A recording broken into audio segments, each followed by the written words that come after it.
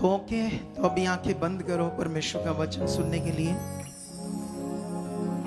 प्रार्थना करो आज परमेश्वर आपको बहुत सारी बुद्धि और समझ दे।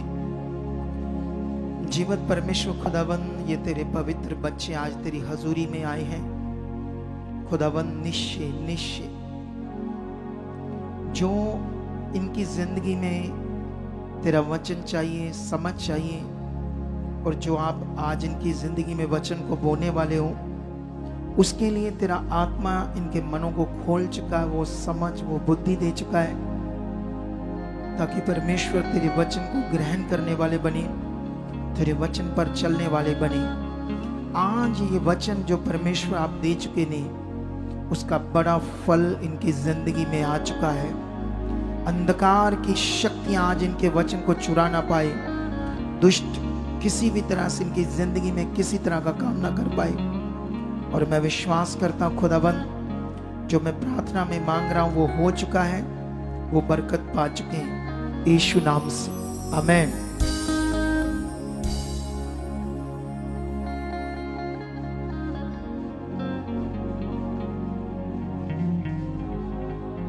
ओके, तो खुदा आपको बरकत दे चुका है। तो अभी आज का जो बड़ा वचन परमेश्वर ने हमें दिया है, मैं विश्वास करता हूं उसका बड़ा फल आप पा चुके हो यीशु नाम से, हालेलुया। कितने लोगों ने थर्सडे का वचन सुना था, बताओ हाथ खड़ा करके। एक चीज याद रखना आप सारे लोग, आज मैंने खुद अपनी जिंदगी में भी देखा कि जब तक कोई हमारी जिंदगी में कोई इंपॉर्टेंट रखने वाला बंदा, कोई ऐसा जन कुछ हमें समझाए जिसकी कोई इंपॉर्टेंस हो, तब तक इंसान बदल नहीं सकता। ये बात याद रखो। परमेश्वर चाहे तो ये काम खुद कर सकता है, वो एक मिनट में सारी दुनिया को बदल सकता है। एक मिनट में जो हमारा मरा हुआ जीवन है पृथ्वी के ऊपर, आज मेरे पास जो टॉपिक है वो बहुत बड़ा है। ये लोग क्या करते हैं, हर हफ्ते मैं बोलता हूँ एलईडी यहाँ रखते हैं, इनको चाहिए वार मंगाना, मेरे पास रखना, क्या करते हैं ये लोग। अभी इधर देखो ध्यान से, अभी आप लोग आज जो मेरे पास टॉपिक है उसका थंबनेल चेक करो, ये वाला। आज अगर हिंदी में नीचे पढ़ोगे तो परमेश्वर चमत्कार क्यों करता है, इसके बारे में खास ज्ञान, ये टॉपिक है मेरे पास आज आपके लिए, ठीक है। इसकी क्या वजह है जो मैंने आज ये टॉपिक दिया, तो ये पॉइंट मैं आज आपको समझाऊंगा, ठीक है।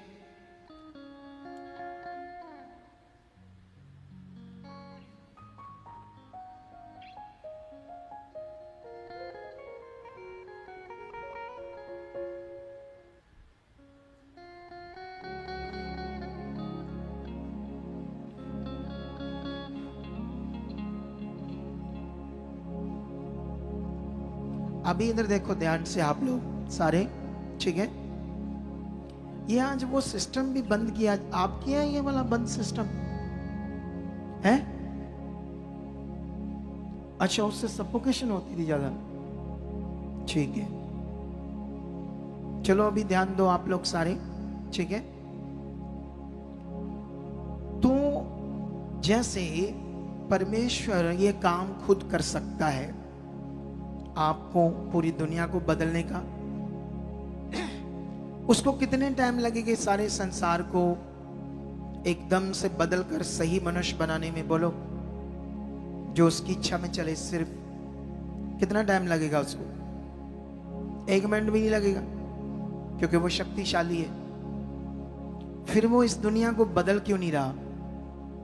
क्यों इतने धर्म है, क्यों लाखों ईश्वर बन गए दुनिया में, जबकि एक ही है दुनिया का मालिक, बोलो। और ये बात इंसान को समझ ही नहीं आती कभी, मतलब ये बात इस दुनिया में समझ नहीं आ रही इंसानों को, जबकि इस सृष्टि को रचने वाला सिर्फ एक परमेश्वर है। वो क्यों ऐसा नहीं कर रहा कि लोगों को बदल क्यों नहीं रहा? लोग इतने गलत काम कर रहे हैं इस दुनिया में, मर्डर कर रहे हैं, आप लोगों में से किसने नाम सुना है सोनम वांगचुक का? जो बच्चे स्टडी करते हैं वो तो जानते होंगे। जो स्टडी करते हैं या कितने लोग ये नाम जानते हैं? हाथ खड़ा करो। वाह भी वाह। सारे ड्रम पर तू ही लेने, सारे ड्रम तड़े भरने पक्का। सारियां पेटियां ड्रम सब तुम्हारे भर जाने। हमारे देश में इतना बड़ा भूचाल आया पड़ा है और एक बंदा, पावरफुल बंदा, सोनम वांगचुक, लद्दाख से है वो। इसके लिए एक मैं वीडियो बनाना चाहता हूं आप लोगों को जानकारी देने के लिए, ताकि इस पर सिर्फ उसके जीवन के बारे में नहीं, मैं बाइबल में और आत्मा ने मुझे कुछ कहा है। मैंने पिछले दिनों से वैसे वीडियोस बनाना ऐसी बंद कर दी थी, लेकिन इस बार खुदा ने मुझे कहा है। तो वेडनेसडे तैयार रहना, 2 दिन हमारे पास है, या हो सकता हम मंगलवार भी बना सकते हैं ये वीडियो, ठीक है? लेकिन हाँ, हम मंगलवार ही डालेंगे ये वीडियो, इसे जरूर देखना, ठीक है? कुछ ऐसे पॉइंट आपको समझ आएंगे। अब हम वापस आते अपने टॉपिक पर। दुनिया में इतनी गड़बड़ है, इतनी गड़बड़ है, लोग गुलाम हैं शैतान के। वचन को पढ़ो, आपको समझ आएगा। अगर ये बातें तुम्हें अच्छे से नहीं समझ, तुम फिर स्वार्थी बन जाओगे। स्वार्थी का मतलब होता है सिर्फ अपने लिए आओगे, सिर्फ अपने लिए। और जो मनुष्य सिर्फ अपने लिए आएगा वो बहुत छोटी चीजें प्राप्त करेगा, बहुत छोटी चीजें। अगर तुमने कुछ बड़ा प्राप्त करना है तो तुम्हें समझना होगा परमेश्वर की इच्छा क्या है, ये संसार क्या है। परमेश्वर ने अपना वचन दिया, वचन इतना पावरफुल क्यों है, और दुनिया के पास जो ज्ञान है ये ज्ञान उससे मैच क्यों नहीं करता। लोगों के पास पवित्र आत्मा की कोई जानकारी नहीं है, पूरी दुनिया के पास, सिर्फ परमेश्वर के लोगों के पास।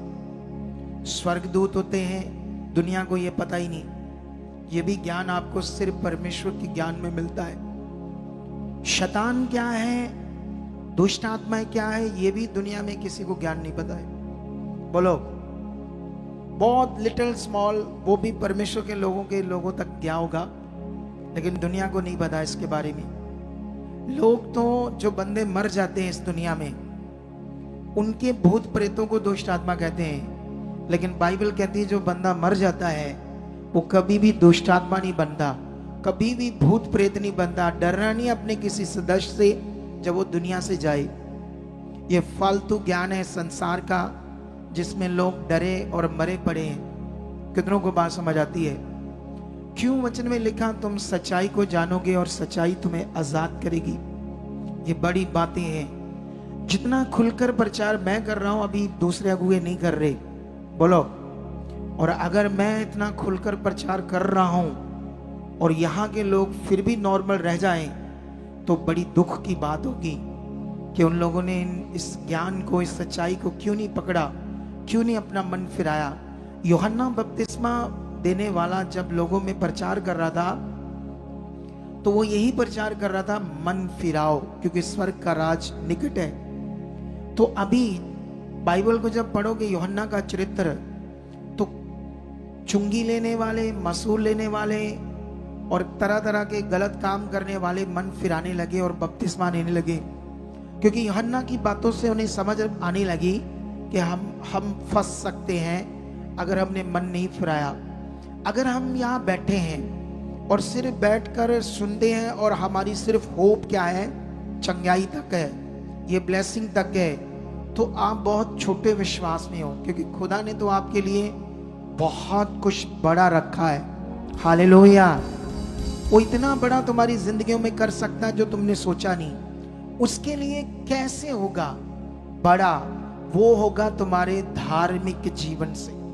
तो यीशु मसीह ने एक जगह पर कहा, मत्ती में के तुम्हारी चेलों को कहा तुम्हारी, ये वचन मैं पढ़ना चाहता हूं, क्योंकि मेरे दिल में आ रहा है कि ये मैं पढ़ूं, ताकि तुम इस वचन पर फोकस दो कि परमेश्वर का वचन कितना पावरफुल है। हालेलुया। कितनों को बात समझ आती है आज? तो यहां पर ये 5 में लिखा है, मत्ती 5, ये यीशु मसीह ने कब ये बातें कही? जब उसने कहा ये ना समझो 17 से कि मैं व्यवस्था या भविष्यवक्ताओं की पुस्तकों को लोप करने आया हूं। मैं लोप करने नहीं परंतु पूरा करने आया हूं। क्योंकि मैं तुमसे सच कहता हूं कि जब तक आकाश और पृथ्वी ना टल जाए तब तक व्यवस्था में एक मात्रा या बिंदु भी बिना पूरा हुए नहीं टलेगा। इसलिए जो कोई इन छोटी सी छोटी आज्ञाओं में से किसी एक को तोड़े और वैसा ही लोगों को सिखाए, वह स्वर्ग के राज्य में सबसे छोटा कहलाएगा। परंतु जो कोई उन आज्ञाओं का पालन करेगा और उन्हें सिखाएगा, वही स्वर्ग के राज्य में महान कहलाएगा। क्योंकि मैं तुमसे कहता हूं, यदि तुम्हारी धार्मिकता शास्त्रियों और फरीसियों की धार्मिकता से बढ़कर ना हो तो तुम स्वर्ग के राज्य में कभी प्रवेश ना कर पाओगे। हालेलुया। ये वचन मैंने जो भी पढ़ाया, इसको अगर मैं पूरा समझाऊंगा तो इसी पर आज का टॉपिक निकल जाएगा। लेकिन ये मैं कभी फिर लिखो इस टॉपिक को, हम दोबारा जल्दी इस पर प्रचार करेंगे, जल्दी इसके ऊपर एक बड़ा ज्ञान आपको देंगे कि जो अभी मैंने पढ़ाया। अब यीशु मसीह ने कहा तुम्हारी धार्मिकता, तुम्हारा धार्मिक जीवन, हालेलुया, ऊंचा बोलो हालेलुया। और दमदार तरीके से वचन सुनने के लिए अपने आप को, बॉडी को कंफर्ट मत करो। अब अपने आप को कंफर्ट जोन में मत लेकर जाओ, ढीले जोन में न लेकर जाओ, कड़क रहो। सुनने में, इस ज्ञान को, समझ को पकड़ने में ध्यान दो। जैसे पैसा, धन, कारोबार, संसार की बातें, चीजें में हमारा मन होता है, उसी तरह से आज आप परमेश्वर के इन जीवन की बातों को पकड़ने में क्या दो? ध्यान दो। अब बाइबल कहती तुम्हारा धार्मिक जीवन शास्त्रियों और फरीसियों से भी क्या होना चाहिए? बढ़कर। अब ये तुम्हें समझना होगा, अगर तुमने ऊंचा जाना है, अगर तुमने अपनी जिंदगी में सबसे बड़ा पावर को, ब्लेसिंग को, ताकत को, टेस्टमनी को देखना है, तो उसके लिए तुम्हारा कौन सा जीवन काम करेगा? धार्मिक जीवन। अब धार्मिक जीवन क्या होता है? वो परमेश्वर से प्रेम होता है, वो परमेश्वर की इच्छा पूरी करना होता है, दौड़ दौड़ कर उसके घर में आना होता है, संगति शुरू होने से पहले घुटने टेकने होते हैं। ये धार्मिक जीवन होता है। कितनों को बात समझ आती है? चर्च का देखो, कहीं सफाई करने वाली, जैसे तुम पहले संसार में अलग अलग जगहों पर जाते थे और वहां झाड़ू पोछा सफाई सेवा करते थे, ये सोच करके मुझे कुछ मिलेगा। और जैसे तुम चर्च में आए, तुम्हारी बुद्धि शैतान ने बंद कर दी, और जो तुम्हारा पहले जीवन था संसार में, वो तो तुम्हें लगता था कि धार्मिक ऐसा करने से मुझे कुछ मिलेगा। लेकिन जब तुम खुदा के घर में आए, अब शैतान ने तुम्हें नॉर्मल कर दिया, क्योंकि उसका एक चीज है तुम्हारे अंदर जिससे वो तुम्हें नॉर्मल कर सकता है। लेकिन अगर हमने अपने आप को नॉर्मल नहीं करना, आगे बढ़ना है, तो इसे हमें समझना होगा। धार्मिक जीवन, परमेश्वर से प्रेम, सुसमाचार, प्रार्थना का जीवन, उसके काम, उसकी इच्छा, उसकी आज्ञाएं। वो क्या चाहता है? खुदा अपने दास के मुख से जब अपना वर्ड देता है, वचन देता है, तो क्या मैसेजेस आज मेरे लिए, आज क्या वर्ड है मेरे लिए? यस पिता, ऐसे शिदना अंदर से, इसे बोलते धार्मिक जीवन। कितनों को बात समझ आती है? खास ध्यान, खास फोकस, एक डर, एक फोकस की जिंदगी, भय के साथ बैठना, फोकस के साथ उसकी बातों को सुनना, उसे नोट करना, उसकी अपनी जिंदगी में उतारना। मैंने अभी कुछ चीजें शॉर्ट में समझाई है। मैंने कहा इस पर एक पूरा टॉपिक बनेगा, और वो टॉपिक आने वाले संडे में हम बनाएंगे, इस पर धार्मिक जीवन के ऊपर। लेकिन अभी हम वापस आएंगे, अपने टॉपिक पर वापस जाएंगे। अगर तुम्हें जबरदस्त जीवन चाहिए तो तुम्हारा धार्मिक जीवन का होना क्या है? बाइबल में एक सिंपल सी बात सीखो। जब शद्रक, मेशक, अबेदनगो को आग का भट्ठा जला नहीं पाया, तो उनका कौन सा जीवन काम कर रहा था? बोलो, धार्मिक जीवन। सब यहूदी डर कर मौत से उस सोने की बनाई हुई मूर्ति के आगे झुक गए, क्योंकि हुक्म है उस देश के राजा का, शाही फरमान है, वो सरकारी मोहर लग चुकी है और वो 100% जो कानून बन गया उस मूर्ति के लिए, उसे कोई पलट नहीं सकता था। इसलिए झुककर अपने आप को बचाना यही था। लेकिन शद्रक मेशक अबेदनगो धार्मिक जीवन से भरे हुए थे परमेश्वर के साथ, इसीलिए उन्होंने वो गलत बात को नहीं माना, वो नहीं झुके मूर्ति के आगे, और इसीलिए आग का जलता हुआ भट्टा उन्हें जला नहीं पाया। कितनों को बात समझ आती है? अगर यही धार्मिक हमारा जीवन होगा तो कोई शैतान आपके ऊपर अटैक नहीं कर पाएगा। अगर यही धार्मिक जीवन हमारा होगा तो कोई भी शैतान की ताकत आपको छू नहीं पाएगी। कितनों को बात समझ आती है? कोई बीमारी आपको दबा नहीं पाएगी। तुम बढ़ते जाओगे यीशु मसीह के नाम में, और ये धार्मिक जीवन तुम्हारी जिंदगियों के ऊपर ग्रेसफुल तरीके से आएगा, ये मेरा विश्वास है। क्योंकि मैं एक अगुवा हूं, मैं आपके पीछे प्रार्थना कर रहा हूं, और खुदा ने मुझे इसीलिए अपॉइंट किया है आपकी रूहों के लिए, आपकी उन्नति के लिए, आपकी बरकत के लिए।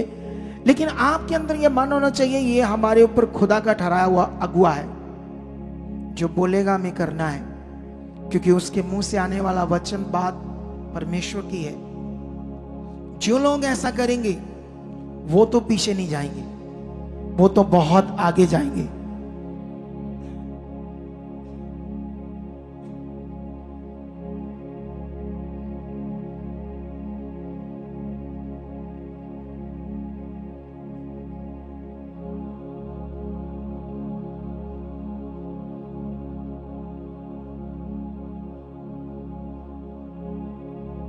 अभी ध्यान दो और वाला, ये बड़ा डिस्टर्ब करते ना बच्चे, इनको पता नहीं क्या करना है क्या नहीं करना है। ये पता नहीं कितने दिन से बंद है ऐसी बेचारा। What is this management? इन किसी को आप बुद्धिमानों को पता नहीं ऐसे चेक करें चलता है नहीं चलता। मान लो नहीं तो छोड़ो इसको, कोई पंखा लगा दो सिंपल, ताकि जितना मुझे ज्यादा पसीना आएगा मैं उतना अच्छे तरीके से बोल नहीं पाऊंगा। कितनों को बात समझ आती है? क्योंकि तुम बैठकर आराम से सुन सकते हो, लेकिन जब बोलते हैं बहुत ज्यादा जोर लगता है। कितनों को बात समझ आती है? तो उससे पसीना आता है ना बहुत ज्यादा। लेकिन अभी ध्यान दो ये बात को, अभी जो हम आज सीख रहे हैं, ठीक है?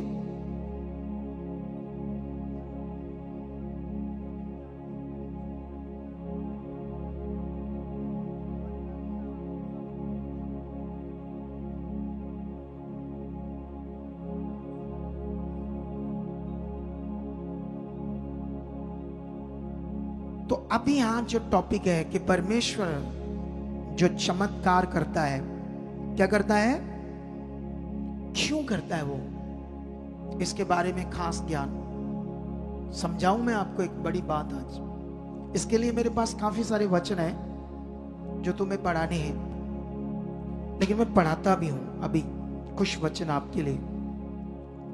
उसके बाद मैं एक्सप्लेन करूंगा कुछ बातों को आपके लिए, ताकि हम बहुत आगे बढ़ जाएं।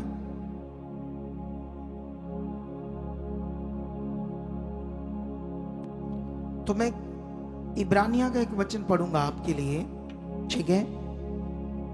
यहां पर हम इब्रानियों की बुक में जाएंगे और वहां से एक परमेश्वर का वचन जीवत कलाम पढ़ेंगे, ताकि परमेश्वर की इच्छा में समझ आए।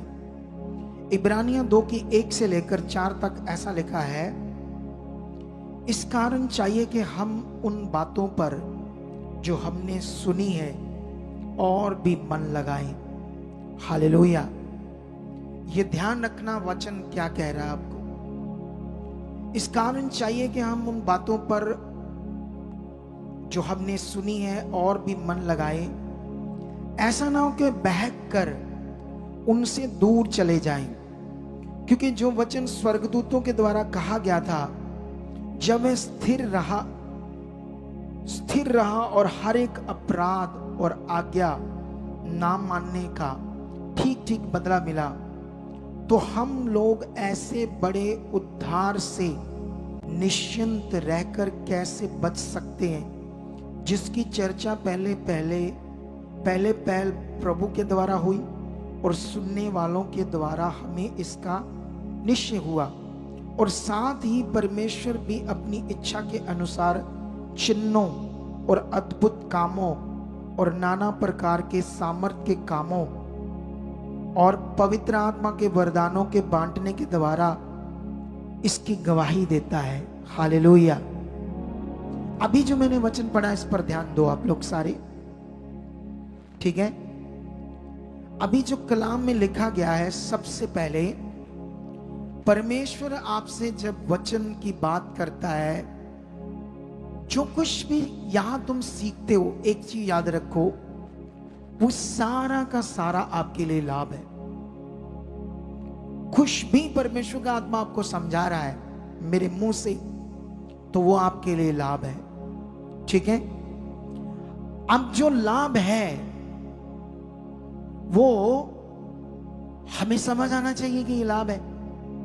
इसीलिए परमेश्वर के वचन में लिखा, जो बातें तुमने सुनी है उस पर और मन लगाओ, उनसे बहकर कभी दूर ना चले जाना, क्योंकि जो वचन स्वर्गदूतों के द्वारा मिला वो स्थिर रहा और लोगों को उसका ठीक ठीक बदला मिला।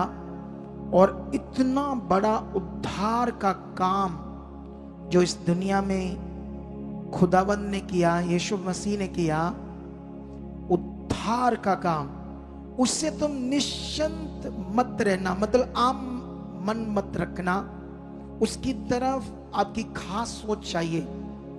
बाइबल में लिखा, इसीलिए उस उद्धार के विषय के लिए, जो उद्धार है इस दुनिया में परमेश्वर ने जो इंसानों को दिया है, जैसे तुम डेरों में जाओगे, अलग अलग डेरों में, तो वहां का बाबा कोई चमत्कार नहीं कर सकता, बोलो नहीं कर सकता। हमारे यहाँ एक 15 साल का बच्चा भी चमत्कार कर सकता है, लेकिन वो बाबा जो आपको उद्धार का ज्ञान दे रहा है, बाइबल में लिखा, ये उद्धार जो परमेश्वर ने इस दुनिया में दिया, उसके साथ उसने क्या किया, अपनी इच्छा से चिन्हों को, अद्भुत कामों को और चमत्कारों को करके दिखाया। क्यों करके दिखाया? और पवित्र आत्मा के वरदानों को दिया लोगों को। ये सब इसलिए किया ताकि लोग इस सच्चाई को अच्छे से समझे, इस ज्ञान को अच्छे से समझे। कितनों को बात समझ आती है?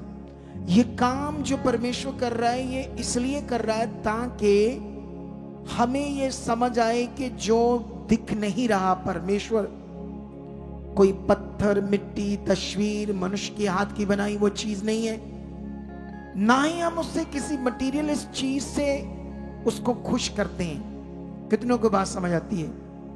हम उसे खुश करते हैं अपने जीवन से, उसका वर्ड पूरा करके, उसकी आज्ञाओं को मानकर, उस पर भरोसा रखकर। जैसे बाइबल के अंदर दानियल उस पर भरोसा रखता था और उसने परमेश्वर को खुश किया, और परमेश्वर ने शेर लॉयन, उनका मुंह बंद कर दिया जब दुष्ट लोगों ने उसे फंसाने की कोशिश की। दानियल की धार्मिकता तगड़ी थी, इसीलिए उसने परमेश्वर को खुश किया। आज हमने भी उसे खुश करना है, लेकिन दुनिया तो नहीं है ज्ञान जानती। आप जानते हो, जब हम यीशु मसीह में नहीं आते तो बाइबल कहती है हमारा जीवन मरा हुआ था। मरा हुआ जीवन का मतलब होता है जिसमें आप गुलाम हो शैतान के, और तुम्हें कुछ बुद्धि नहीं, आत्मिक, तुम्हें कुछ जीवन समझ नहीं है, तुम्हें कुछ परमेश्वर की आत्मिकता की समझ नहीं है। इस दुनिया में जब तुम मरा हुआ जीवन जी रहे थे, तो जो भी तुम करते थे, पत्थर, मिट्टी, दुनिया में जो भी करते थे वो बड़ा करते थे, क्योंकि मरा हुआ जीवन वो करेगा। उसमें मरा हुआ जीवन का मन बड़ा लगेगा, क्योंकि तुम कंट्रोल में हो, तुम्हारा वहां दौड़ दौड़ कर मन लगेगा। लेकिन जब तुम परमेश्वर के पास आते हो, तब तुम्हारे साथ ऐसा नहीं होता है। इसीलिए परमेश्वर चिन्हों और चमत्कारों को प्रकट करता है, ताकि मनुष्य मुझे समझ पाए जो मैं नहीं दिखता, मेरी पावर को देखकर समझ आए। और जब मेरा एक दास चिन्ह और चमत्कार प्रकट करेगा, प्रार्थना करेगा, जब काम होंगे, तो उसके मुंह से आने वाले ज्ञान से वो समझ पाएंगे कि परमेश्वर की इच्छा क्या है, इसलिए वो ऐसा करता है। कितनों को आज बात समझ आती है? लेकिन कुछ लोग आज भी उस जीवित परमेश्वर के पास आकर मरा हुआ जीवन जीते।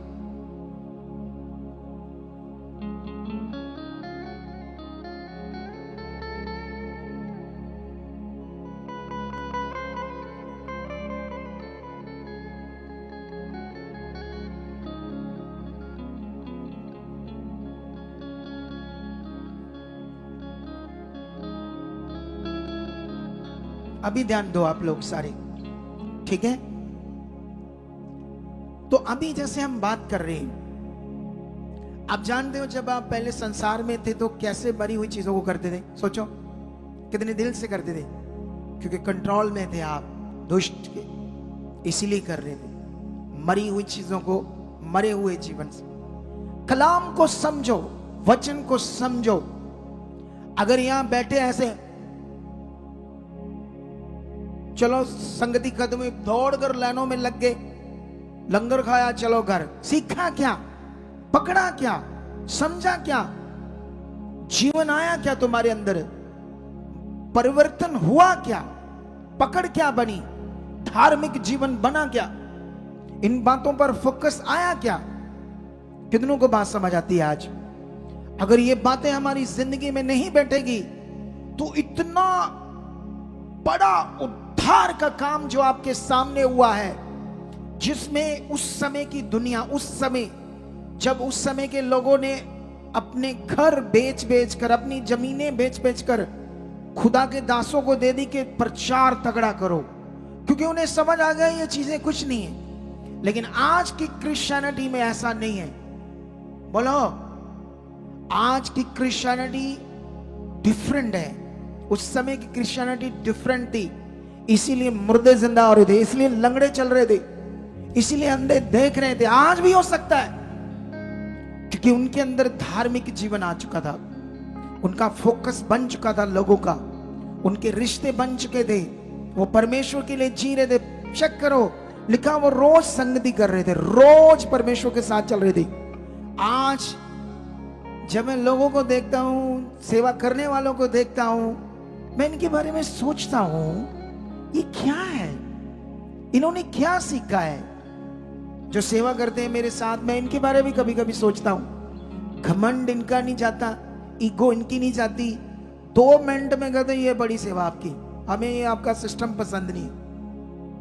बोलो, मैं कभी कभी ऐसे सोचता हूं बैठकर।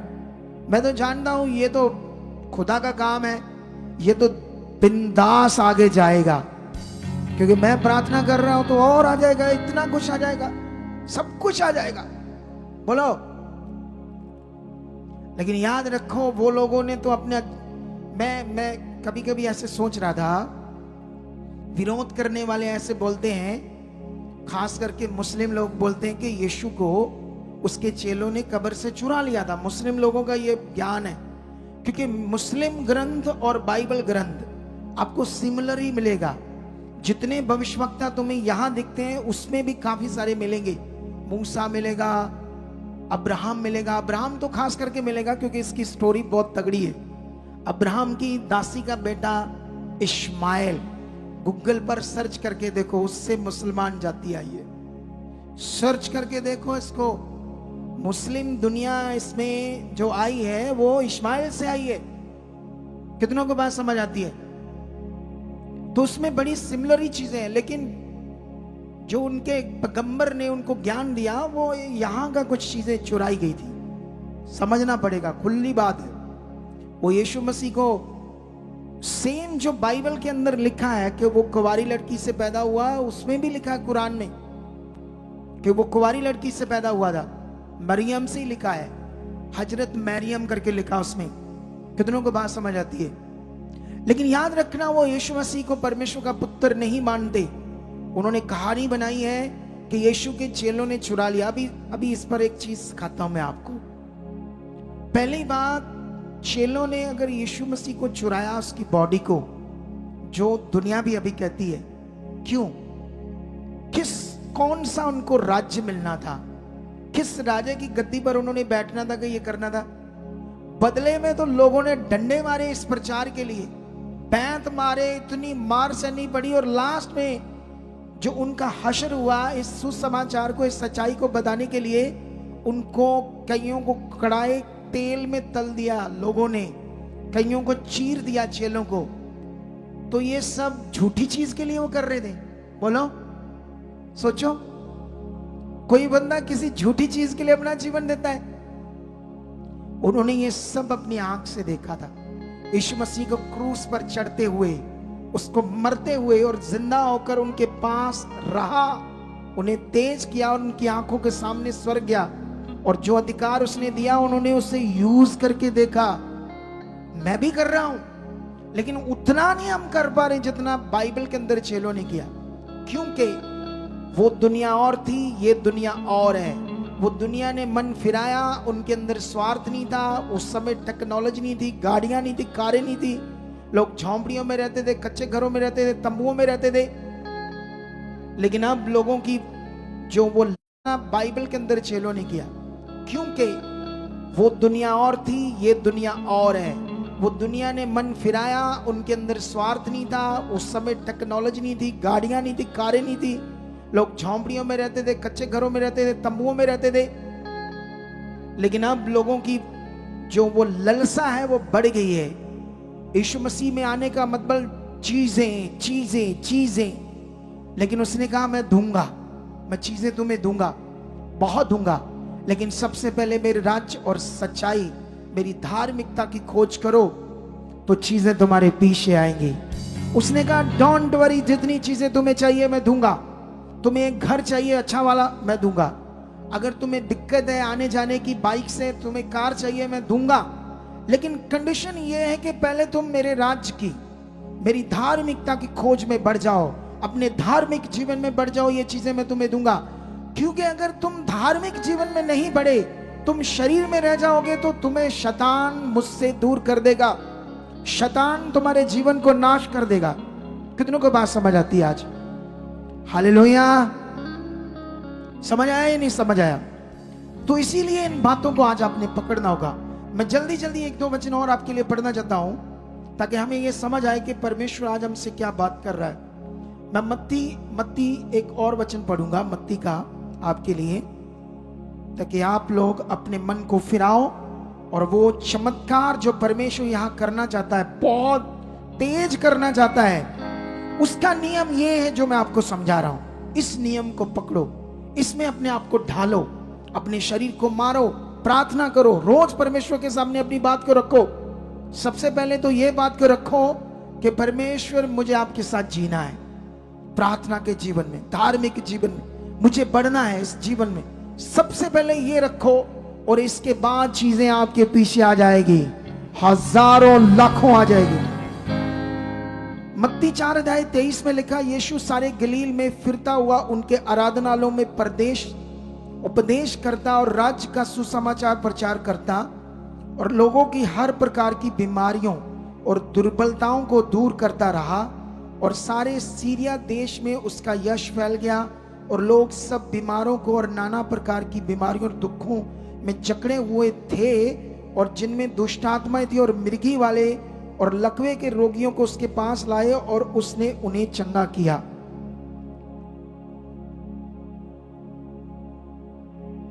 यीशु मसीह जब आया, पृथ्वी पर पैदा हुआ, और उसने अपने राज्य का काम शुरू किया, और सबसे पहले वो भी चमत्कार करने लगा।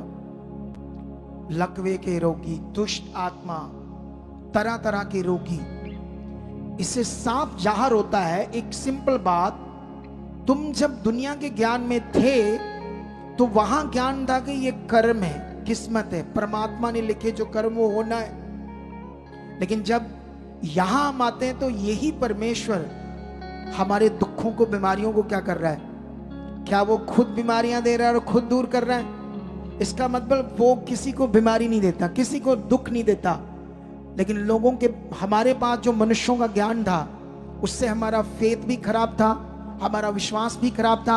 इस सच्चाई से हमें समझ आती है कि वो चिन्ह चमत्कार क्यों कर रहा था, लेकिन जैसे ही चिन्ह चमत्कार देखकर लोग आने लगे, यीशु मसीह उन्हें ज्ञान देने लगा। ज्ञान क्या है परमेश्वर का राज्य, क्या है ये जीवन, लोगों को समझाने लगा। जब मत्ती, मरकस, लूका, यूहन्ना की बातें वो यीशु मसीह की पढ़ोगे तो तुम्हें समझ आएगी।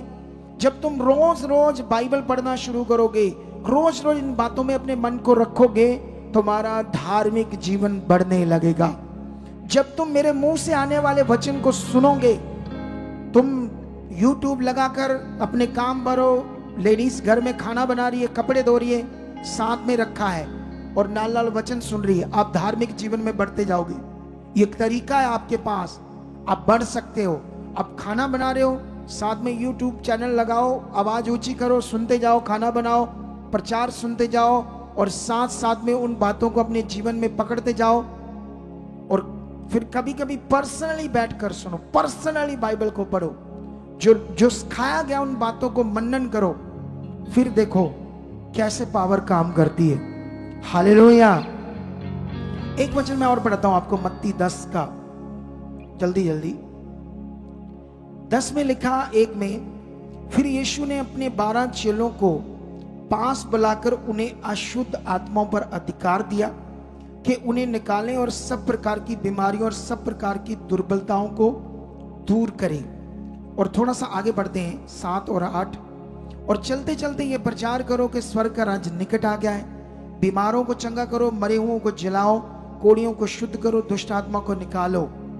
ये यीशु मसीह अपने चेलों को बता रहा है, ऐसा जाओ दुनिया में करो। क्यों? ताकि लोग मरे हुए जीवन से मन फिराएं। यहां तुम्हें कुछ नजर नहीं आता, कोई भगवान नाम की चीज नजर नहीं आ रही, लेकिन ये चमत्कार, ये ज्ञान तुम्हें उससे जोड़ेगा यीशु मसीह के नाम से। तुम्हारा रिश्ता अंदर से उससे कनेक्ट होना, बाहर से नहीं। जितना तुम इन बातों को पकड़ोगे, तुम कनेक्ट रहोगे। जितना ये पवित्र वचन को पकड़ोगे, तुम कनेक्ट रहोगे। अगर हम परमेश्वर के पास आकर भी शारीरिक हैं, लोगों को धोखा दे रहे हैं, कई लोग धोखा देते हैं, कई लोग इतने चालाक होते हैं, खुद तो आलसी होते हैं, इतना अच्छा काम करना नहीं चाहते, लेकिन लोगों के सामने बहाने मारते हैं कि मैं परेशान हूं, मेरे घर में ये है वो है, मत कर दो। वो देख लेते हैं यहाँ कोई अच्छा घर वाला है, कोई गवाहियां जब सुनते ना, कुछ लोग तो टारगेट करते हैं ऐसे लोगों को, श्रापित होते रहते हैं। कितनों को बात समझ आती? एक सॉन्ग बड़ा अच्छा है, मैं उथों मंगना है जिथों राजे भी मंगदे। हालेलुया। किदे को लो मंगना है?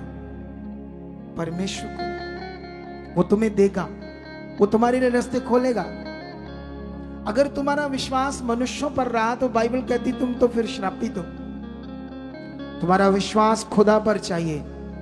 खुदा की मर्जी होगी कि वो किसी का मन खोलकर भी तुम्हारी मदद कर सकता है, ये उसकी मर्जी होगी। लेकिन तुम्हारा जो विश्वास हो किस पर चाहिए? वो खुदा पर चाहिए, उसकी सामर्थ पर चाहिए। बाइबल में लिखा, तुम्हारा विश्वास मनुष्यों के ज्ञान पर नहीं, उसकी सामर्थ पर चाहिए। लेकिन जब आप आत्मा में बढ़ोगे, आपको परमेश्वर बताएगा किसके साथ अच्छा करना है, किसके साथ किसी की मदद करनी है, तो परमेश्वर बताएगा आपको, ये भी करवा सकता है। कितनों को बात समझ आती है? लेकिन ये अगर यीशु मसीह ने भी चेलों को अधिकार दिया कि जाओ लोगों में, बीमारों को चंगा करो, दुष्ट आत्मा को निकालो, कोढ़ियों को शुद्ध करो, लोगों के हालातों को दूर करो, चमत्कार करो, सामर्थ को प्रकट करो। अगर यीशु मसीह ने ऐसा चेलों का अधिकार दिया तो इसका एक ही कारण था कि वो जीवित परमेश्वर, ना दिखने वाला परमेश्वर तुम्हें समझ आए और तुम उसके विश्वास में आगे आओ, उसे समझने के लिए आगे आओ। ये थोड़ा सा कठिन विषय है कि जो परमेश्वर दिखता नहीं है उसके साथ चलना एक अद्भुत और एक आत्मिक विषय है। इसीलिए शारीरिक लोग नहीं चल पाते, इसीलिए शारीरिक लोगों को शरीर की चीजें चाहिए। जैसे शरीर की चीजें क्या होती हैं? जैसे ये कपड़ा है, मैं कहूँ इसमें प्रार्थना किए तुम्हारा भला करेगा, तो ये एक वस्तु है। बोलो, इसको देखकर तुम्हारा शारीरिक मन होप करेगा, होप। लेकिन ये असली विश्वास नहीं है, नकली है। असली वो बिना देखे वाला विश्वास। बाइबल में इब्रानियों में लिखा, बिना विश्वास उसे खुश करना अनहोना है, और परमेश्वर के पास आने वाले को विश्वास करना चाहिए। वह है। शद्रक, मेशक, अबेदनगो को परमेश्वर नजर आ रहा था, बोलो, लेकिन उनके विश्वास में था वो। उनको पता था वो हमारे साथ है, इसीलिए वो डरे नहीं, इसीलिए दानियल डरा नहीं, इसीलिए मूसा डरा नहीं, इसीलिए एलिया डरा नहीं। क्या एलिया को परमेश्वर नाम की कोई चीज नजर आ रही थी? बोलो, नहीं नजर आ रही थी। लेकिन जो वो कर रहा था एलिया के साथ, जो उसका कलाम था, जो अपने स्वर्गदूतों के द्वारा बातें कर रहा था, उससे एलिया को समझ आ गया था कि वो मेरे साथ है। अगर तुम्हें यह समझ नहीं आया कि वो मेरे साथ है, तो कैसे ये चमत्कार जो हमें समझ दे रहे हैं कि हम उसमें बढ़े, फिर कैसे बढ़ पाएंगे? एलिया को एकदम से नहीं पता था कि मैं स्वर्ग से आग लेकर आ सकता। उसको एक फेथ था कि मैं परमेश्वर को बोलूंगा वो करेगा। उसको बस ये पता था, उसमें डाउट नहीं था। इसीलिए यीशु मसीह ने जब एक पेड़ को सिखाया, तो उस समय उसने अपने चेलों को कहा, मैंने तो इस पेड़ को कहा सूख जा, और ये सूख गया, लेकिन तुम इस पहाड़ को भी कहो उखड़ और समुद्र में जा पड़। और मन में संदेह ना करना कि जो तुम बोल रहे हो होगा या नहीं होगा, संदेह मत करना, वरन विश्वास करना, मैं जो बोल रहा हूं वो होगा तो तुम्हारे लिए हो जाएगा। कितनों को बात समझ आती है? आज यही जरूरत है हमें कि हम अपने परमेश्वर पर भरोसा रख कर चले, उसे समझ कर चले, उसकी धार्मिकता में बढ़ते जाएं। जब भी आपको परमेश्वर की कोई बात, कोई मैसेजेस मिलता है, उसे पूरा करना, अगर ये करना आपने शुरू कर दिया, तो तुम्हारा धार्मिक जीवन बढ़ जाएगा, आज्ञाकारी बढ़ जाएगी, और तुम्हारी ब्लेसिंग बढ़ जाएगी यीशु नाम से। कल बड़े लोगों को शाटा में बुलाया गया। कहां पर? शाटा के पास। जो इस एरिया के लोग थे, कोई काम था वहां, अच्छा काम था, नशों पर एक मीटिंग थी। लेकिन लोगों ने कहा, ओ क्या लल्लू राम, पता नहीं था वो परमेश्वर का वचन है। ये छोटी छोटी बातें जब तुम्हारी जिंदगी में आज्ञाकारी बनेगी, तुम फिर आगे बढ़ोगे। जब तुम एक अगुए की बात को बड़े दिल से मानने वाले बनते हो ना, तो याद रखना, तुम पीछे नहीं जाओगे, आगे जाओगे। आगे ये लिख कर ले लो, लिख कर ले लो, क्योंकि मैंने कुछ भी अपने लिए नहीं करवाना। मैंने तुम्हें अपने घर नहीं लेकर जाना, अपने घर के पोछे नहीं मरवाने, अपनी कोठी नहीं साफ करवानी, मैंने तुम्हें अपनी गाड़ियां नहीं दिलानी, अपने कुत्ते जो हमने रखे छोटे छोटे, उनकी सेवा नहीं करवानी। मैंने जो भी करवाना खुदा के साथ करवाना, तुम्हें और कुछ नहीं करवाना मैंने। कितनों को बात समझ आती है? मेरा ज्ञान सिर्फ परमेश्वर के साथ तुम्हें चलाने का होगा, परमेश्वर की आज्ञाओं में बढ़ाने का होगा, और उससे लाभ जो मिलना है बड़ा बड़ा, उन चीजों में तुम्हें डालना होगा, बस। और मेरा कोई ज्ञान नहीं है। कितनों को बात समझ आती है? अगर ये छोटी सी बात तुम्हें समझ नहीं आई, तो फिर फायदा क्या है? बोलो, मैंने कुछ अपना पर्सनली काम करवाना तुमसे?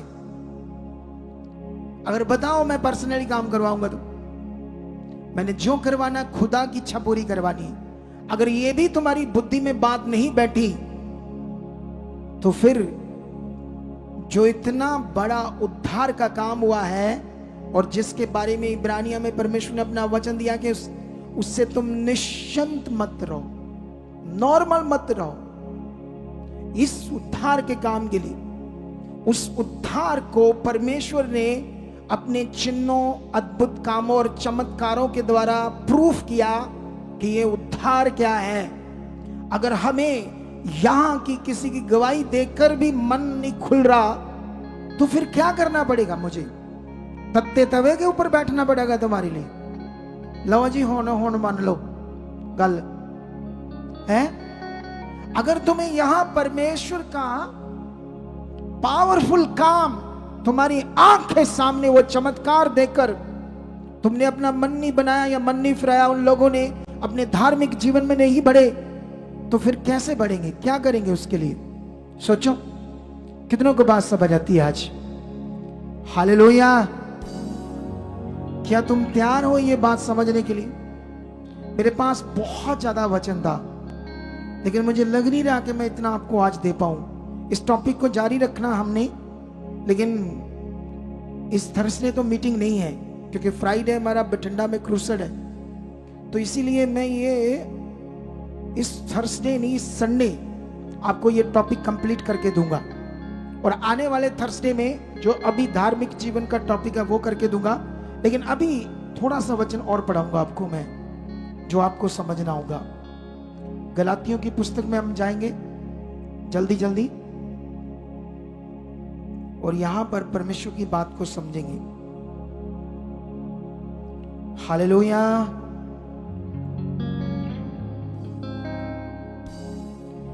ये देखो क्या लिखा है, ये गलातियां 4:1 से पढ़ते हैं तो ऐसे लिखा है, मैं ये कहता हूं कि वारिस जब तक बालिक है और यद्यपि सब वस्तुओं का स्वामी है, तो भी उसमें और दास में कोई भेद नहीं। ये बहुत बड़ा वचन है, तुम्हारी सोच समझ से भी बड़ा वचन है। इसे तुम्हें समझना होगा आज, ठीक है? लिखा, मैं ये कहता हूं कि वारिस जब तक बालिक है, यद्यपि सब वस्तुओं का स्वामी है, तो भी उसमें और दास में कोई भेद नहीं। एक स्वामी जो एक बालक है, बच्चा छोटा, एक बड़े राजे का बेटा है, लेकिन अभी छोटा बच्चा है, सब चीजों का वो वारिस है, सब चीजें उसी की है। लेकिन बाइबल में लिखा फिर भी उसमें और दास में कोई फर्क नहीं। क्यों? क्योंकि वो बच्चा है, उसको अपने अधिकार के बारे में, अपने जीवन के बारे में नहीं पता है, इसलिए ऐसा लिखा है। इसीलिए ये वचन आगे जाकर पढ़ते हैं, क्या लिखा, परंतु पिता के ठहराए हुए समय तक संरक्षकों, प्रबंधकों के वश में रहता है। वैसे हम भी जब बालक थे तो संसार की आद शिक्षा के वश में होकर दास बने हुए थे। हम भी इस दुनिया में बच्चे थे, मरा हुआ जीवन था और संसार की आद शिक्षा के वश में थे, और उसी तरह हम भी उस शिक्षा के वश में होकर दास बने हुए थे। 4 में लगा, परंतु जब समय पूरा हुआ तो परमेश्वर ने अपने पुत्र को भेजा, जो स्त्री से जन्मा और व्यवस्था के अधीन उत्पन्न हुआ, ताकि व्यवस्था के अधीनों को मोल लेकर छुड़ा ले और हमको लिपालक होने का पद मिले, मतलब परमेश्वर के बेटे होने का पद मिले। और तुम जो पुत्र हो, इसलिए परमेश्वर ने अपने पुत्र के आत्मा को, जो हे अब्बा, हे पिता कहकर पुकारता है, हमारे हृदयों में भेजा। इसलिए तो अब दास नहीं परंतु पुत्र है, और जब पुत्र हुआ तो परमेश्वर के द्वारा वारिस भी हुआ। अब कई लोग सोचते होंगे मैं अपने आप को परमेश्वर का दास कहता हूं, तो यहां तो लिखा दास नहीं है तुम। दास मतलब गुलाम। दास का मतलब होता है इच्छा पूरी करने वाला। मैं आपका दास हूं प्रभु, आपकी इच्छा पूरी करने वाला, इसलिए दास हूं। लेकिन यहां ये शब्द गुलाम, अब तुम गुलाम नहीं हो संसार की बातों, आद शिक्षा, दुनिया की बातों के गुलाम नहीं हो। तुम्हें छुड़ा लिया गया है, तुम्हें आजाद कर दिया गया है, तुम्हें अपना बना लिया गया है, तुम्हें अधिकार दे दिया गया है, तुम्हें हक दे दिया गया है। लेकिन अगर अनजान बने रहोगे अपनी धार्मिकता करने में,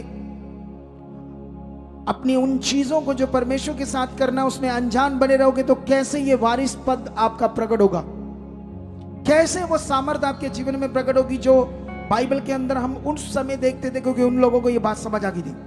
आज के लोगों को बात क्यों नहीं समझ आ रही? क्योंकि फैसिलिटी इतनी ज्यादा है, मोबाइल, चीजें, शैतानी चीजों में लगे रहते हैं। परमेश्वर में मन कम और संसार में मन ज्यादा है। इसीलिए आपका बड़ा जो लाभ है, चीजें, आप उनको पाने में लेट हो रहे हो। जो आपको मिल रहा है वो तो बहुत छोटा है, जो आपके लिए रखा वो बहुत बड़ा है। लेकिन यह वचन आज साबित कर देगा तुम्हारे जीवन को कि तुम्हारी जिंदगी में कितना बड़ा फल आना है। जोर से बोलो हालेलुया। जब बड़ा वचन आया तो बड़ा हालेलुया बोलो, परमेश्वर के सामने ऊंचा। कितनों को बात समझ आती है? अब 8 में लिखा है, पहले तो तुम परमेश्वर को ना जानकर उनके दास थे जो स्वभाव से ही परमेश्वर नहीं थे। अरे परमेश्वर का स्वभाव मनुष्यों के अंदर कहां से आएगा? परमेश्वर का स्वभाव क्या होता है, परमेश्वर का जीवन क्या होता है, ये तो हमें कभी समझ नहीं आया। वो तो अब हमें समझ आया कि वो किसी से बुरा नहीं करता, वो आपसे प्यार करता है। वो धीरज धर कर बैठा है कि मनुष्य बचाए जाएं और हम उसका प्रचार करें सुसमाचार का, और खुद इस सुसमाचार के विश्वास में बढ़ते जाएं, अपनी फैमिली को बढ़ाते जाएं और एक अद्भुत जिंदगी अपने गांव में लोगों के लिए एक नमूना बन जाए।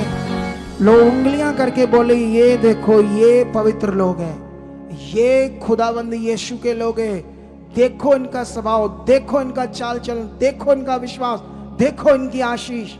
ऐसा खुदा चाहता है तुम्हारी जीवन से, और ये अवेलेबल है। यही खुदा ने पूरा काम किया, इसीलिए पवित्र आत्मा का दान है, इसीलिए आत्मा का जीवन तुम्हें ऐसा बनाएगा। जब तुम प्रैक्टिकल करोगे, जब तुम फोकस बनाओगे, वो काम तुम्हें करना पड़ेगा। इस वचन को दोबारा सुनना ताकि तुम्हें समझ आए करना क्या है।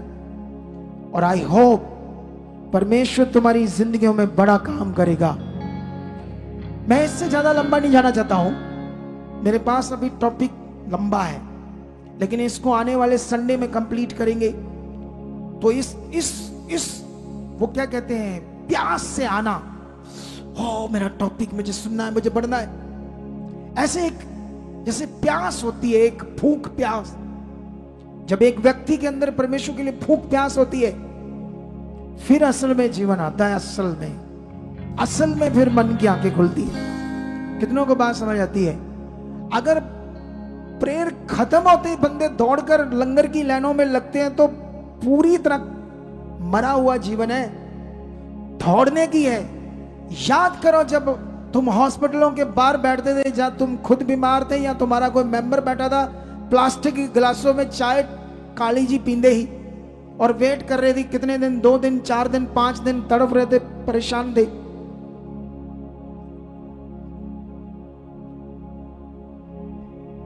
कितनों को बात समझ आ रही है? अरे याद करो वो टाइम जब हमारे लोग हॉस्पिटलों में पड़े थे और बाहर कितने कितने दिन धक्के खा रहे थे। मैंने खुद खाई। मेरे बाप का एक्सीडेंट हुआ, पैसे नहीं थे, सरकारी हॉस्पिटल में था, कितने दिन वो दाखिल रहा, दोनों टांगे टूट गई, बाहर बैठे रहते थे। कभी ये काली सी चाय प्लास्टिक के गिलास में पीते थे, धूप में, गर्मी में, मिट्टी में परेशान रहते थे, पता नहीं कितने दिन बैठे थे। लेकिन मैं भूला नहीं, इसीलिए बोल रहा हूं। तुम भूल जाते हो, तुम उसकी चंगाई को भूल जाते हो, उसकी दया को भूल जाते हो। जब वो चमत्कार करता है ये भी नॉर्मल ले लेते हो, लेकिन आज के बाद इसे नॉर्मल मत लेना। धन्यवाद करना जैसे दाऊद करता, मैं उसके किसी भी उपकार को नहीं भूलूंगा। मैं उसके उपकारों को याद करके उसकी प्रेज करूंगा, उसका धन्यवाद करूंगा। अगर तुम्हारी जिंदगी में ये धन्यवादी का जीवन बन गया, हर वक्त खाते पीते उठते चलते, बाजार में, गाड़ी पर बैठते, टेम्पू में, ऑटो में बैठते, धन्यवाद प्रभु ये सफर तेरे साथ। कोई चीज खरीदते, प्रभु तेरे से खरीद रहा हूं, तेरी दया से ये मुझे मिल रहा है। इतना धार्मिक जीवन बढ़ाते जाओ। खाना खाते समय, प्रभु इसके हम लायक नहीं थे, तेरे से मिला, तू इसका धन्यवादी। इतना उसे प्रेस करो, उसके साथ इतना धार्मिक जीवन जियो, फिर देखो आप कितने आज्ञाकारी बन जाओगे, एकदम से बदल जाओगे यीशु नाम से। इसे करो आज से, आज अपनी जिंदगी में लागू करो, फिर देखना मजा कैसे आएगा जिंदगी का, और ब्लेसिंग कैसे आएगी, और सामर्थ को कैसे आप देखोगे। कितनों को बात समझ आती है? इस वचन को आपने सुनना है 2-3 बार। कई लोग इसे मानते हैं बड़े अच्छे से और बरकत पा रहे। कल एक बलीवर है, बहुत अच्छा बोते हैं वो। उनकी, उसके पापा की जब सैलरी आती ना 1,40,000 के समथिंग, जैसे आते हैं पैसे खर्चते, बाद में पहले 20 सेंड करते हैं मिनिस्ट्री के अकाउंट में, 15,000, 14,000, 14,500, कभी कभी ऊपर भी कर देते हैं सैलरी से। अचानक वो कहीं गए, उसकी पापा सो गए नींद में, और जब उठने लगे तो टांग जैसे सुन्नी हो जाती, वो नीचे गिर गई, उसकी ना एक उंगली टूट गई पैर की, लहू बहने लगा। तो एक साथ में उनके जो बंदा था वो ऑलरेडी मेडिकल लाइन में था, वो कहता ये बहुत डेंजरस हो गया है, लेकिन वो कहते कुछ नहीं हुआ, हमारे साथ परमेश्वर है। अंगीकार करने लगे, डरे नहीं, कहते नहीं अभी जाना पड़ेगा इसको हॉस्पिटल में लेकर। एक डॉक्टर को दिखाया, वो कहता है इसकी हड्डी टूटकर उंगली की ऐसे लगी है जिसने मांस को फाड़ दिया, हड्डी ने फाड़ दिया, इसको अच्छे सिविल सर्जन हॉस्पिटल में लेकर जाओ। वो कहते कुछ भी नहीं है, ये बिल्कुल हील है। अंगीकार करते गए, जैसे बड़े हॉस्पिटल में गए, उसने चेक किया, कहता कोई हड्डी नहीं टूटी है, तो सब नॉर्मल है, जबकि लटकी हुई थी, उंगली लटकी हुई थी ऐसे। ये परमेश्वर की सामर्थ्य से जुड़ गई, उस अंगीकार से, उस विश्वास से, उस वफादारी से। प्रभु के वचन में ये नहीं लिखा कि हालात आएंगे नहीं, आ सकते हैं, लेकिन उसने कहा वो एक मार्ग से आएंगे और 7 मार्ग से चले जाएंगे, तुम्हें दबा नहीं पाएंगे। शैतान तो कोशिश करेगा तुम्हारे जीवन में गड़बड़ करने की, लेकिन जब तुम्हारी धार्मिकता स्ट्रांग होगी, जो हालात शैतान से आएंगे वो वापस जाएंगे और तुम बढ़ते जाओगे। इसीलिए तुम्हें बढ़ना है। और याद रखना, ये बठिंडा क्रूसेड आपके लिए है। जितने पहुंचना चाहते हैं दिल से पहुंच सकते हैं, आसपास के नगरों से, शहरों से लोगों को लेकर आना चाहते हैं तो आ सकते हैं। मैं बहुत ज्यादा नहीं बोल रहा आपको, हाँ जितना मैं बोल रहा हूं उतना आपने विश्वास कर लेना है, क्योंकि आज मैंने आपको बताया है कि जो चीज आपको बताई जाएगी वो करना ही आपके लिए लाभ है। सारी ब्रांचों से बसें भी आ रही हैं, मानसा, जलालाबाद, चंडीगढ़, जगरांव, गुरदासपुर, सिरसा, इन जगहों से बसें आ रही हैं। शाम को 5 बजे का क्रूसेड है, वहां पर 10, साढ़े 10, 11 बजे खत्म कर देंगे। और वहां जहां क्रूसेड है वो हमारी ब्रांच है, हमने ब्रांच ली हुई है जगह, और ब्रांच में ही होगा क्रूसेड, और अद्भुत होगा पक्का। हालेलुया। बहुत दुनिया हील होगी, लोग बरकत पाएंगे। ये वर्ड जो मेरे मुंह से आ रहे हैं ये खुदा के हैं, पवित्र आत्मा के हैं। और इसे पैम्फलेट लेकर जाना, जो लोग भी सेवा करना चाहते हैं, लोगों को लेकर जाना चाहते हैं वहां से, यह आपके ऊपर कोई दबाव नहीं है, यह आपका मन है, आपकी खुशी है। जितना दिल से इसे करोगे उतनी बड़ी बरकत पाओगे। झूम करो कुड़ी, खड़ी क्या कर रही है? 3-3 कैमरे लगाए एक जगह भी इन लोगों ने, और बंदा एक भी नहीं नजर आ रहा मुझे इन पर सीनियर कोई, कि क्या करना है। जूम करो से।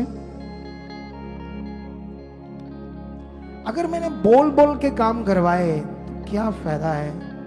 ऊपर जो इनके बंदे हैं वो क्या कर रहे हैं? क्या उनकी बुद्धि है, क्या दिमाग है इनका? अरे मैं अपनी लाइफ में पता क्यों सक्सेस हुआ था, इतना सफल हो गया था? मेरे अंदर कुछ करने का जुनून था जब मैं बच्चा था। जब मैं किसी के काम में आया ना तो काम को भी जुनून से करता था। अभी ये देखो एसी खराब हो गया, इसकी कूलिंग नहीं, इनको पता ही नहीं। पिछले हफ्ते भी मैं बोल रहा था, इधर अपने अपने कूलर लगा के बैठे, मेरे ऊपर है ही नहीं, वो मुझे पसीना पसीना हो गया। मैनेजमेंट देखो इनकी, क्या दिमाग इनका, क्या बुद्धि इनके पास। मतलब ये समझना पड़ेगा ना इनको, हमारी क्या रिस्पॉन्सिबिलिटी, हमने क्या करना है, यहाँ पर हमें क्या मैनेजमेंट दी गई है। छोटी सी बातें, माइनर सी बातें इनको करनी नहीं आती। मैं कभी कभी इनके साथ मीटिंग करता हूँ, अपने जीवन की वो बातें बताता हूँ जब मैं खुद हाथों से मेहनत करता था, लेबर करता था। कभी कभी मैं ये उल्लू बच्चे उसको पकड़ते ही नहीं मेरे जीवन को, कि मैं क्या इनको बताता हूँ। अलीशा क्यों इतना बड़ा भविष्यवक्ता बन गया? क्योंकि अपने टीचर गुरु की बातों में वो लग गया था, उसमें कूद गया था वो, इसीलिए तो भविष्यवक्ता बन गया। आज के लोग कहते करना करना कुछ नहीं है, इन्नी भी डांट मारी ना तुम, हाँ मैं ਤੁਹਾਡਾ ਕੰਮ, ਇਹ ਤੁਹਾਡਾ ਕੰਮ ਹੈ, ਪਰਮੇਸ਼ਰ ਦਾ ਥੜੀ ਹੈ, ਚੱਕੋ ਆਪਣਾ ਕੰਮ। ਇੰਨੀ ਵੀ ਗੱਲ ਨਹੀਂ ਬਰਦਾਸ਼ਤ ਕਰ ਸਕਦੇ ਅਸੀਂ।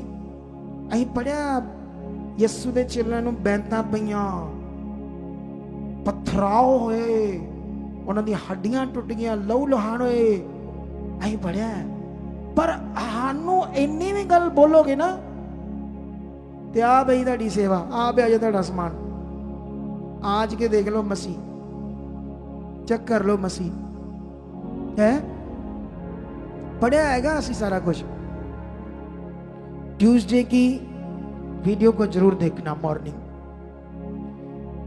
सोनम वांगचुक की, उस पर मैं आपको कुछ पॉइंट समझाऊंगा और बाइबल की कुछ बातें बताऊंगा। बहुत इंपॉर्टेंट इंसान है वो, रियल में सलूट करना चाहिए ऐसे इंसान को। परमेश्वर को तो नहीं जानता, लेकिन उसके अंदर वो गुण है जो एक आत्मिक बंदे के अंदर गुण होने चाहिए। ये सच्ची कहां से आए उसके अंदर मुझे पता नहीं, लेकिन सच्ची बच्ची पावरफुल इंसान है वो। उसकी वीडियो आप सुनना जरूर। मैं हमेशा अच्छे लोगों की इज्जत करता हूं, इंसानों की। इस दुनिया में सारे इंसान हैं, ये जो लोग अपने अपने भगवान बनाकर बैठे वो भी इंसान ही है। कितनों को बात समझ आती है? मैं पता नहीं किसको टीचिंग दे रहा था, मैंने बोला अभी तो बड़े भगवान और नए बनने हैं, बनने हैं नहीं बनने, बड़े बनने आने वाले दिनों में। जितने डेरे हैं इससे भी और ज्यादा डेरे बन जाने आने वाले कुछ सालों में, देखना। ये बंद थोड़ी होना काम। जिस चीज में इंसानों को बड़ा फायदा है वो काम बढ़ते जाना है, लेकिन हमारा काम कुछ डिफरेंट है। असल में हम जो कुछ कर रहे हैं उसे समझो आप लोग। कितनों को बात समझ आती है? समझ आया ही नहीं समझ आया? लेकिन आज जो कुछ तुमने पकड़ा है, पकड़ लो और अपनी जिंदगी में आगे बढ़ो। और वो क्या कहते हैं इसको, बठिंडा क्रूसेड को खास मन रखो और आज की टीचिंग को खास मन रखो। और मेरा विश्वास है अगर जो लोग मन फिराएंगे और जब मैं आज प्रार्थना करूंगा, आपकी जिंदगी में वो प्रार्थना सामर्थ्य के साथ काम करेगी, आपकी जिंदगियां बदलेगी यीशु मसीह के नाम से।